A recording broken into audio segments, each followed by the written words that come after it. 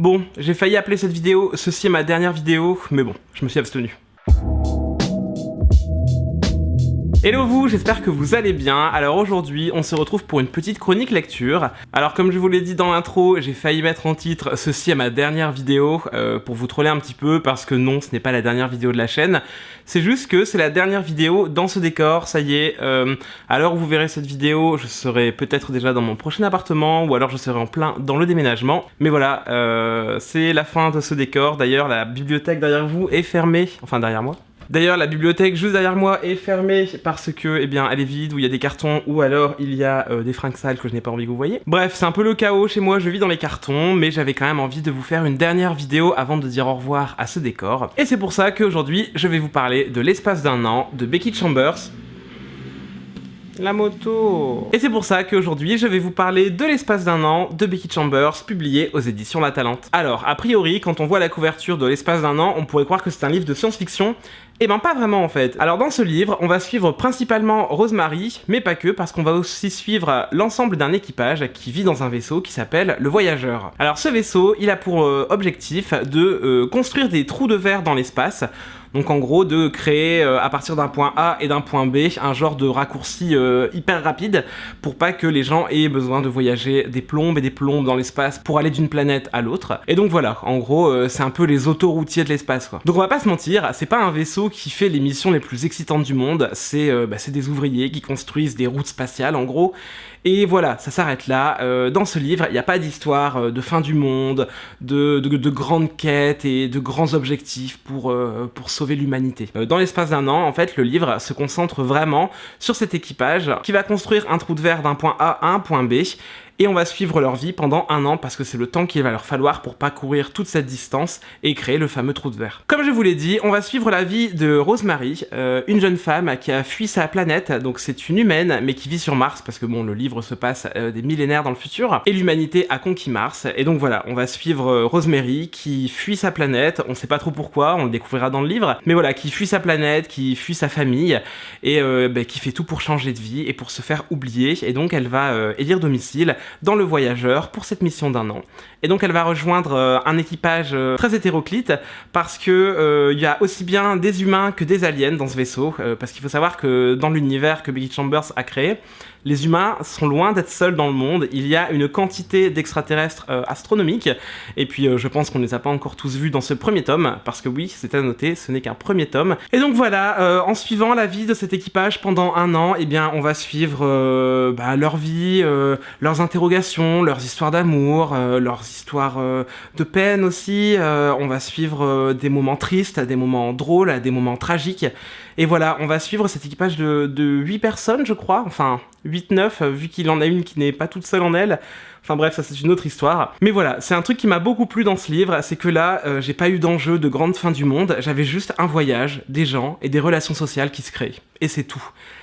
Et mine de rien, on peut avoir l'impression qu'il se passe pas grand chose dans le livre, mais on est happé du début à la fin, on prend vraiment beaucoup de plaisir à découvrir chaque personnage, et pour chacun on découvre leur passé, les choses qu'ils ont vécues, et bien souvent c'est des choses pas faciles, et on se rend compte que peut-être qu'on est souvent à s'apitoyer sur notre sort et à se dire « Putain, j'ai vraiment pas de chance dans la vie », mais en fait, on est tous logés à la même enseigne. On a tous des moments de bonheur intense et des moments de tristesse intense et des moments parfois tragiques qu'on aurait aimé ne pas vivre. Mais voilà, on se rend compte que c'est le lot commun de l'humanité. Enfin, pas vraiment de l'humanité, mais plutôt de l'espèce vivante, on va dire. Enfin voilà, c'est un livre qui m'a vraiment beaucoup plu, et ce qui m'a d'autant plus plu, c'est que c'est un livre écrit au neutre, donc c'est-à-dire que quand on parle d'un personnage dont on ne sait pas s'il est masculin ou féminin, eh bien le traducteur, parce que je pense qu'en anglais la question se pose beaucoup moins qu'en français, mais le traducteur, ou la traductrice, on va regarder ça tout de suite, la traductrice a fait ce choix d'employer le pronom « yel » au lieu de il ou de elle. Donc la première fois c'est déroutant pour ceux qui ne connaissent pas. Moi je suis quelqu'un qui a déjà été très sensibilisé à ce genre neutre, et voilà, pour moi ça a été une super bonne surprise et j'ai trouvé ça vraiment hyper bien d'être aussi inclusif, de ne pas faire en sorte que le masculin prédomine sur le féminin, et voilà, ça donne un certain confort de lecture et vraiment un plaisir de découverte, parce qu'il y a certaines tournures de phrases qui n'ont pas dû être faciles à traduire dans le genre neutre, et au final c'est hyper fluide. rapide, ça se lit vraiment bien, et je trouve que c'est vraiment cool parce que c'est une preuve d'engagement de la part des éditions La Talente, et c'est peut-être aussi une volonté de l'autrice, et voilà, moi c'est un truc qui m'a vraiment beaucoup plu et qui m'a beaucoup touché.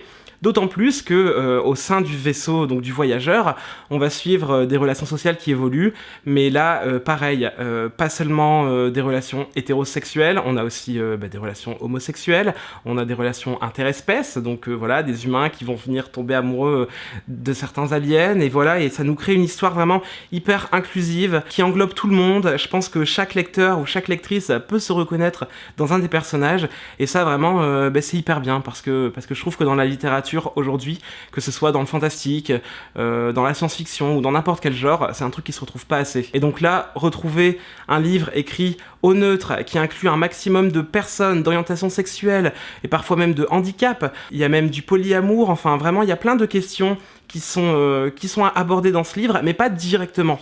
Jamais un personnage ne va venir souffrir dans le livre parce qu'il est différent, ou parce qu'il est homo, ou...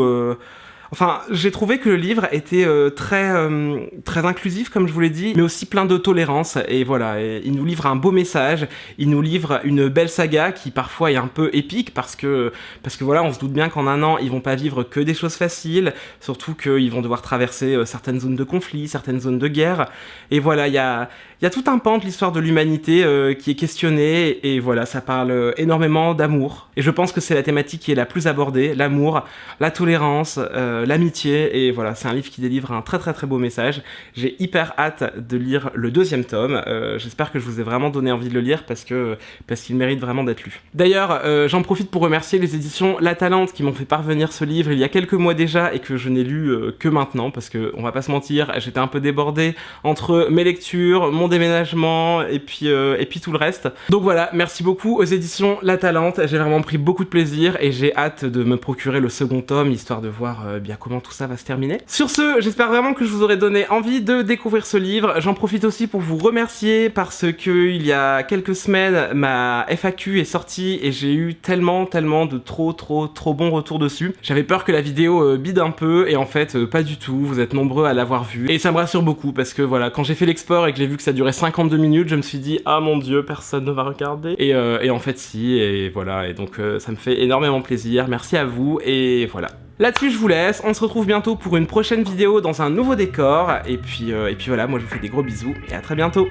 Ciao.